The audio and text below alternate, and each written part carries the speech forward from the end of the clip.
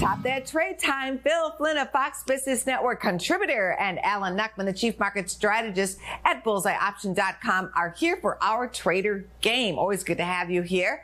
Round number one, ETF Revolutions ETF, celebrating a big anniversary right now.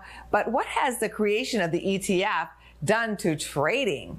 Well, I think it's done a lot of positive things. It's lowered the cost for a lot of individual investors. You can track the market in general instead of individual stock risk. It's done a ton of things. And it's interesting to me that it's only been 30 years. It feels like a lot longer since I've been trading longer than that. But I think it's significant. But what I wanted to point out is that a lot of times when markets get to key levels, there seems to be some entry and exit, and that's what we may see here at these levels with the S&P at the 4,000 level and at the 200-day moving average, that if it can push above this, then that could be a technical signal for more money to come in. So ETFs can drive the market a little bit.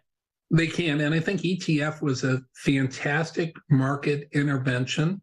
It created a type of a way for smaller investors to get exposure to a lot of things that they could never touch back in the old days.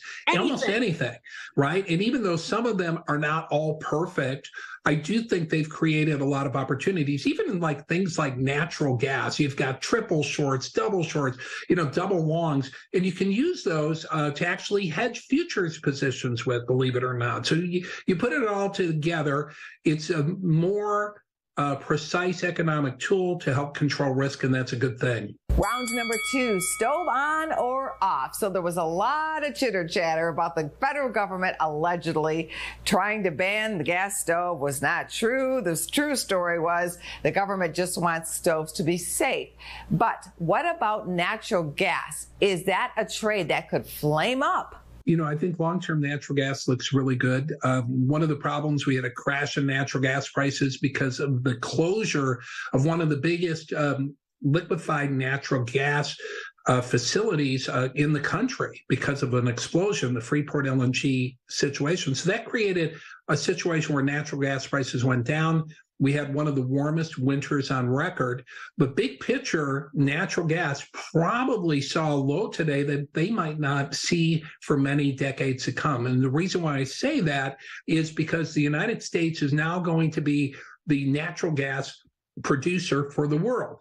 We're going to see the exports of liquefied natural gas hit all-time highs in recent years. Cheniere Energy is one of the big players in this space, and it's going to get bigger and bigger because the world in the energy transition is still going to need a lot of natural gas. If you look at the UNG ETF, it's trading around $8.50 or so. You could buy the $7 call, which is below that low, for January, and it's trading for about $3. So you can position yourself for the longer term. And this ETF was trading at 34 back in August. So there's a lot of upside in natural gas, but it did get people's attention, the fallacy that they were going to ban the stoves, which was silly. All they were saying is that they have to, have a little bit better ventilation and so forth. And people ran with that. But it did get people's attention to natural gas as a resource and as an opportunity. That's what I want to talk about. Round number three, Volmageddon View. There are concerns that the volume of 24-hour options could cause risk to the market. What are your thoughts? Well, my thoughts are that it's no different than adding weekly options. Remember, we just used to have monthly options. And at one time, I wasn't there, but at one time, there were only calls. They added puts 3 years later. So it's the evolution of the options market. And I've said here time and time again that I think options are a better way to trade. And guess what? I think what it's doing is taking some volume from the E-mini S&P futures contracts, because options have limited risk, number one. And number two, you can trade them in any account. You don't have to have a futures account to participate. So I think there are a lot of advantages. And I think, as Phil said, it's just part of the market evolution. And that's the theme of the day. More evolution is more opportunity. And sometimes when you talk about market revolution, I want to take a step backwards, because I think one of the things that we've lost in the computerized trading when it comes to options is the trading floor.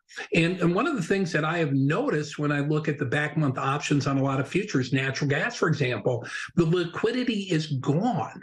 And the reason I think that is to a large degree is because computers don't make markets. Now, if somebody goes out there and puts in a trade, there's there. But I remember back in the days of the trading floor, we might have a thin options market, but I can go down there and call the floor and say, listen, I got a guy who wants to do something like this. Can you find a way to make it happen? And they would. So I think what I would recommend is to bring back some option pits. Here's your bonus round question for today. It's a fun one. Can you name the trader appearing on Business First AM who recently had a side job as a DJ? Is it Dan Deming, Scott Bauer, or Michelle Schneider? You know what? I'm going to say Bauer because Bauer is funny enough that he could probably pull that off. I say it was Michelle Schneider because she has a great radio name. The house wins again. Dan Deming served as DJ at a wedding. Dan Deming. I know Dan. No kidding. That's cool. A Star is Born. Business First AM continues right after this.